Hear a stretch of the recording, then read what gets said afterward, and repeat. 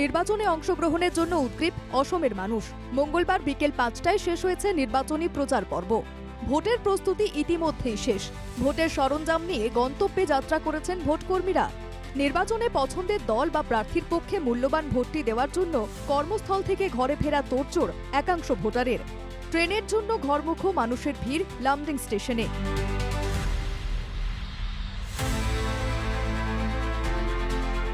নির্বাচনকে গণতন্ত্রের উৎসব বলেই গণ্য করা যায়। পছন্দের সরকারকে ক্ষমতাসীন করতে প্রত্যেকেই নিজেদের ভোটাধিকার প্রয়োগে সচেষ্ট। ভোটাধিকার প্রয়োগ করতে সচেতন নাগরিকরা অত্যন্ত উৎসাহী। তাই তারা কর্মস্থল থেকে ঘরে ফিরতে চাইছেন। যাত্রীদের ভিড়ে সরগরম হয়ে উঠেছে লামডিং স্টেশন। সমস্ত ট্রেনেই প্রচণ্ড ভিড়। ভিড় চলছে। আগামীকাল আমাদের গণতন্ত্রের একরকম উৎসব বলেই হলো। সবাই ভোটের জন্য নিজ নিজ বাড়িতে ফিরছে।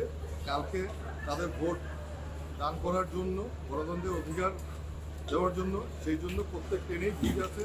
তারা এসে ভোট দিচ্ছে, দেবে কালকে।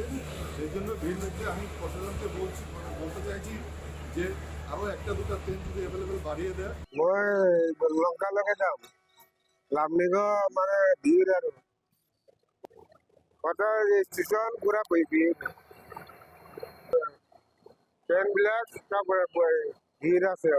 ট্রেনের জন্য অপেক্ষারত এক যাত্রী বলেন, মানুষের মধ্যে নির্বাচন নিয়ে সচেতনতা তৈরি হয়েছে, এটা ভালো লক্ষণ।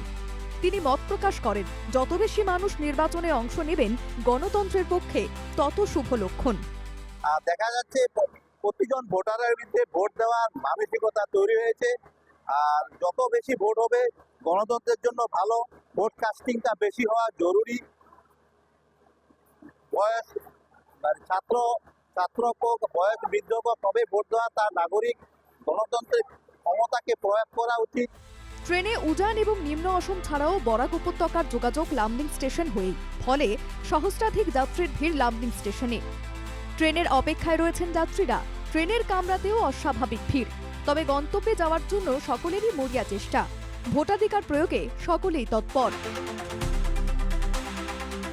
লামডিং থেকে চন্দ্রজিৎ গোয়ালার রিপোর্ট, NK TV বাংলা।